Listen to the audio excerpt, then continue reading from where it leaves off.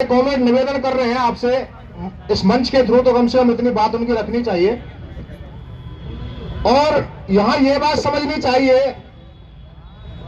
कि जब संसद में या विधानसभा में कोई भी ऐसा बिल पास करने की बात होती है जो सांसद और विधायकों को फायदा पहुंचाने वाला होता हो, वो तुरंत एकजुट हो जाते हैं भाई।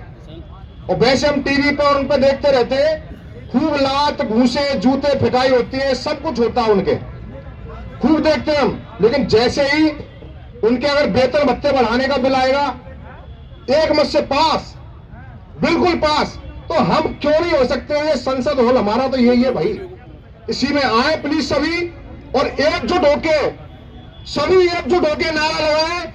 और हमारी तो यही एक बिल है ओपीएस का, इसी के लिए ध्वनि मत से पारित करें, नारे लगाएं, इंकलाब जिंदाबाद, जिंदाबाद। ओपीएस पे हमला बंद करो, बंद करो, बंद करो, ओपीएस पे हमला बंद करो, बंद करो, बंद करो, ओपीएस पे हमला बंद करो, बंद करो, बंद करो, ओपीएस बंद करने का आदेश वापस लो, वापस लो, वापस लो, ओपीएस बंद करने का आदेश वापस लो, वापस लो, वापस लो। इंकलाब जिंदाबाद, इंकलाब जिंदाबाद, ये संयुक्त मंच, जिंदाबाद, संयुक्त मंच, जिंदाबाद, ये संयुक्त संघर्ष, जिंदाबाद, ये संयुक्त संघर्ष, जिंदाबाद, हमारी एकता, जिंदाबाद, हमारी एकता, जिंदाबाद। आवाज दो, हम एक हैं। अब लगा कि एक है। अब वैसे तो हमारे सीनियर लीडर्स हैं, बहुत कुछ बता चुके हैं, हम तो बहुत जूनियर हैं, बताने के लिए ज्यादा कुछ है नहीं। लेकिन उन्हीं के प्रसंग में अपनी बात जारी रखते हुए हम कहेंगे, 9 अक्टूबर का जो आदेश पारित हुआ है उसमें ये बोर्ड, निगम, विश्वविद्यालयों पे, इन पे एक तरीके से ऐसा लगता है जैसे ट्रायल के तौर पे ये चीज की गई है। सरकार की नजरों में इनको स्वायत्त शासी संस्थाओं को, सार्वजनिक क्षेत्र के उपक्रमों को, बोर्डों को, निगमों को थोड़ा से कमजोर दृष्टि से देखा जाता है कि इनका संख्याबल कम है, हो सकता है इन पे चवन्नी चला ले, ये विरोध नहीं कर पाएंगे, और फिर धीरे धीरे जब इन पे लागू हो जाएगा तो बाद में राज्य कर्मचारियों पे भी लागू कर देंगे। मंशा यही है, कोई समझे ना समझे।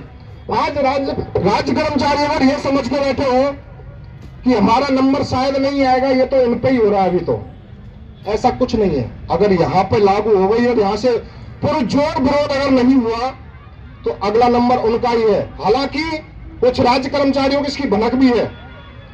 हम जहां पे भी ज्ञापन देने गए हैं, हमारे एमडीज को या जिनको भी, उनको इस बात की भनक है कि अगला नंबर हमारा ही है। हमारे उच्च अधिकारियों ने हमको अवगत भी कराया है कि आप आंदोलन करो, अगर इसी स्तर पर विरोध होके ये वापस अगर हो गया ये आदेश तब तो ठीक है, नहीं तो इसकी जड़ में फिर हम भी आएंगे। तो आभास उनको भी है कि लगेगी यहां की दर तो जलेगा हमारा भी घर। वैसे सांसद विधायकों वाली में बात बता रहा था, हमारे पूर्व वक्ता ये बात बता भी चुके हैं, वही बात मैं रिपीट कर रहा हूं। उसी संदर्भ में कुछ और भी कहूंगा। जैसा कि बताया और सबको पता भी है, 5 साल वो अपनी ड्यूटी करते हैं, 5 साल विधायक या सांसद बन जाते हैं, उनकी आजीवन ओल्ड पेंशन स्कीम चलती है भाई, उनकी पेंशन चलती है। हम जीवन भर नौकरी करते हैं, हमारी पेंशन पे निकाल दिया आदेश कि यहाँ कमजोर लोग हैं, बिखरे हुए लोग हैं, उनको क्या पता कि ये संयुक्त मंच पर भी आ सकते हैं। ये संयुक्त मंच इसी बात का प्रतीक है कि फैले हुए, बिखरे हुए और कमजोर लोग नहीं हैं हम एक हैं और एकता में ही ताकत है। दूसरी बात यह है कि अगर ये ओपीएस इतनी ही खराब होती तो ये लोग क्यों रखते हैं अपने पास, जो नेता लोग हैं। तो इसी बात पे 2 पंक्तियां आपके सामने पेश कर रहा हूं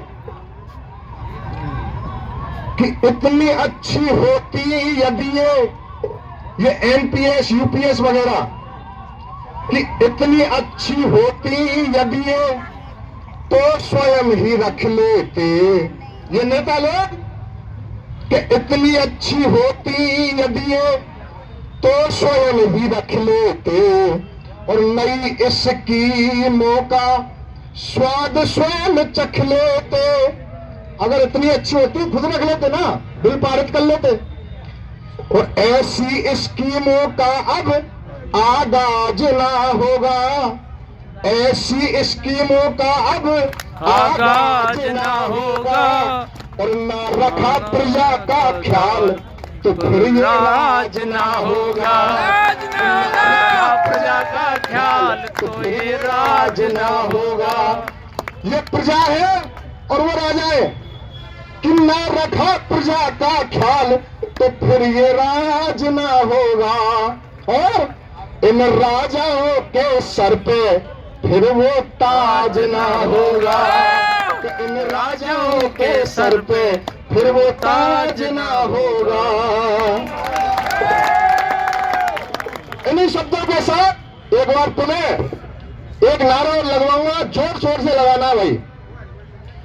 मैं कहूंगा नहीं चाहिए कोई टेंशन, आपको बोलना है हमें चाहिए ओल्ड पेंशन।